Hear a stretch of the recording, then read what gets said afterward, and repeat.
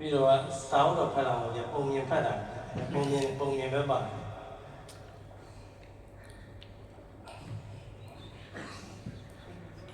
ပထမဆုံးနေတဲ့လူငယ်လေးဘယ်နဲ့ဖြစ်ဖို့လိုလဲဆိုတဲ့ခေါင်းစဉ်နဲ့ပြောမှာပါဗျာခါလုံးကတော့ထဲမှာလေဗျာရင်းတကောင်ရဲ့ဘဲတကောင်ရဲ့ငှက်တကောင်ရဲ့ငါးတကောင်ရဲ့လည်းရှိတယ်ဗျာရင်းရကြတော့ဗျာလေးလေးမောမောအများကြီးပြေးနိုင်တယ်ဗျာဝေးဝေးလေးပြေးနိုင်တယ်ငါးဆိုတော့ပထမကျတော့ရေထဲမှာသူ့နဲ့သူတော့ကြာလဲမဟုတ်နိုင်တယ်သွားနိုင်တယ်ပေါ့ဗျာပြီးငှက်ဆိုတော့ဗျာပုံမှန်သူ့ဟာနဲ့သူပြန်နိုင်တယ်ဗျာသူ့နေထားတဲ့သူအဲ့မဲ့ငန်းမှာဗျာသူငန်းကပြန်လဲပြန်နိုင်တယ်ဗျာအဲ့မဲ့ငှက်တော့မပြန်နိုင်ဘူးရေလဲကူးရတယ်ဗျာဒါပေမဲ့ငါးတော့မကူးနိုင်ဘူးမြေမော်လည်းပြေးနိုင်တယ်ဗျာဒါပေမဲ့မြင်းတော့မပြေးနိုင်ဘူးဗျာပုံမြင်တော့တော့ပဲဗျာ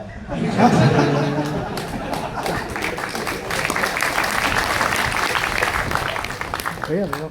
ပေမဲ့ပြီးတော့ကလိုပြောလို့ဆိုတော့ယာတစ်ခုကိုလောက်တော့မယ်ဆိုရင်ဟိုကတက်တာလို့ဒါတက်တာလို့အဓိကပြောနေတာပါဗျာပြီးတော့တက်ကိုတက်တဲ့ထားလိုက်ကိုအကြီးတဲ့အောင်ပြီးတော့တက်ကိုတက်လာရဗျာပြီးငယ်လက်ကြီးတင်လာပြီလို့ဘုန်းကြီးသာမှာကောင်းပြန်ချနိုင်တာပြန်ပြောနိုင်တာလို့ဘာမှမတက်ဘူးဗျာအကြီးကပြော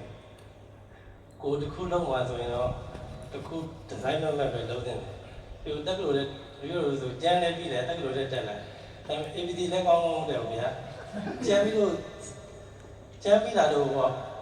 စာကောင်းဖတ်နိုင်တာဆိုတော့ဘုရားဘာသာစာလည်းအဲ့လောက်ကြီးမဖတ်နိုင်ဘူးဗျာအခုကိုဖြစ်ပြမြောက်မလုပ်ကြတော့ဒါတစ်ခုပါဗျာနောက်တစ်ခုကခေါင်းစဉ်အားရှိတဲ့အချိန်မှာခေါ်လိုက်ပါဆိုတာဗျာအဲ့ဒါလည်းပုံမြင်ပါပဲဗျာသူကလူတယောက်ကဖားကောင်ကိုဖမ်းပြီးတော့အိုးလေးနဲ့အိုးလေးထည့်ပြီးတော့မီးပူပေးရတယ်မီးပူပေးရဲ့အချိန်မှာပထမတကယ်ကိုကသေးတော့ဗျာခုံနိုင်တယ်တဲ့အဲ့မဲ့သူကဘာမှမဖြစ်သေးဘူးလို့သူ့ဘဝလေးမှာဒီတိုင်းကြီးနေလို့ရသေးတယ်ဆိုပြီးနေရတယ်ဗျာနေလို့ရပြီးတော့နေတော့နည်းနည်းပူလာတယ်နေလို့ရပါသေးတယ်ဆိုစိတ်နဲ့နေသေးတယ်ဗျာနောက်ဆုံးအဲ့သူတားလည်းပူလာတယ်ပူလာတဲ့အချိန်မှာခုံလိုက်မယ်ဆိုတာမှသူကခုံလို့ရအားမရှိတော့ဘူးအဲ့သူကအဲ့ဒါနဲ့ပဲတေးသွားတယ်ဗျာဒီကပြောချင်တာကဥမာစွားရရှိတဲ့အချိန်တော့ခုံထွက်လို့ရနိုင်မှလည်းခုံထွက်နိုင်ဗျာဒီဘဝလေးရနေပြီးတော့နေရာတစ်ခုမှာကိုယ်နဲ့ဆင်မပြေတဲ့နေရာတွေရှိရတယ်ဗျာအဲ့ချိန်ဆင်မပြေတဲ့နေရာတွေမှာတကယ်လည်းကိုယ်နဲ့ဆင်မပြေဘူးဆိုတော့တည်တဲ့ချိန်မှာဥမာစွားရည်လည်းရှိတယ်အပြင်ဒီပြန်လမ်းနေလည်းရှိရဆိုရွေးချက်ခင်းရှိရဆိုရင်ဗျာဒီနေရာတွေပြောင်းထွက်လိုက်ပါဗျာဒီဥပမာဒီတက်ကကအဆင်မပြေဘူးထားလိုက်ဒီအိတ်တာပြောင်းထွက်လိုက်ဗျာဆင်ပြေတော့ကိုယ်တည်းဆင်ပြေမယ်ဆိုရင်တော့နေလို့ရပါဗျာဟောဒီခုက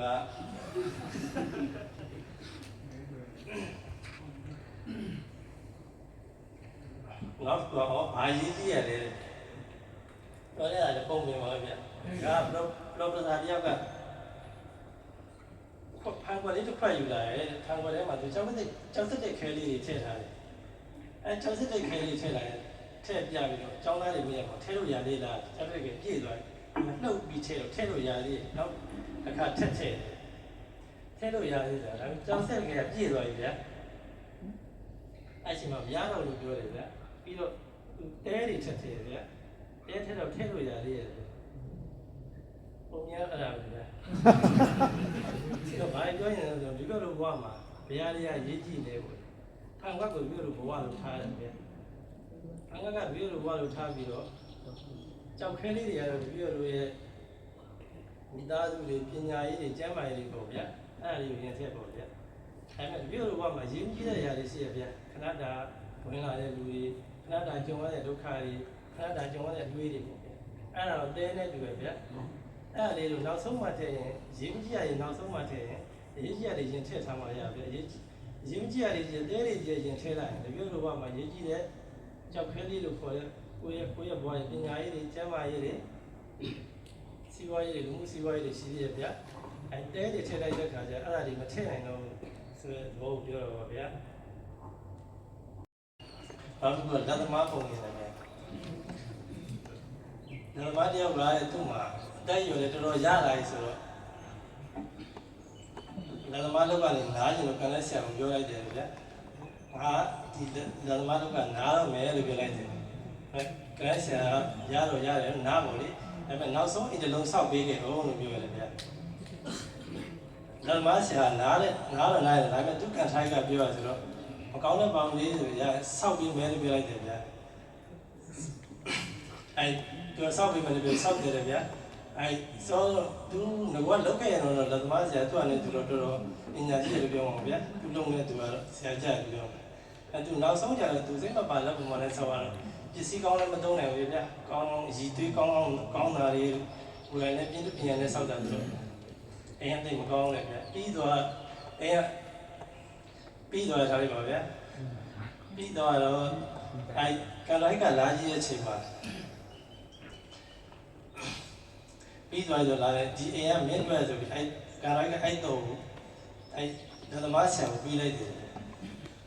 ပေမဲ့သူအဲ့ချိန်မှာနောင်လာရငါကောင်းကောင်းဆောက်ခဲ့ရင်ဒီအိမ်ကငါတွေ့ပဲဆိုတာသူသိခဲ့ရင်ပေါ့လေသူကောင်းကောင်းဆောက်ခဲ့မှာပဲဆိုတဲ့အတွေ့ဝင်လာတယ်ပုံမြင်တော့အဲ့ဒါပါပဲဗျာအဲ့ဒါဒီလိုဘဝမှာဘယ်အောင်သူကောင်းကောင်းလုပ်ဖို့အဓိကပဲလေဗျာကိုတော့မဟုတ်ဘူးဆိုပြီးတော့ပြီးလွယ်လွယ်ကူလုပ်လိုက်တဲ့အရာတွေကနောက်ဆုံးကိုယ်စီပဲပြန်ရောက်လာတယ်ဗျာဟုတ်ပါရဲ့ဗျာ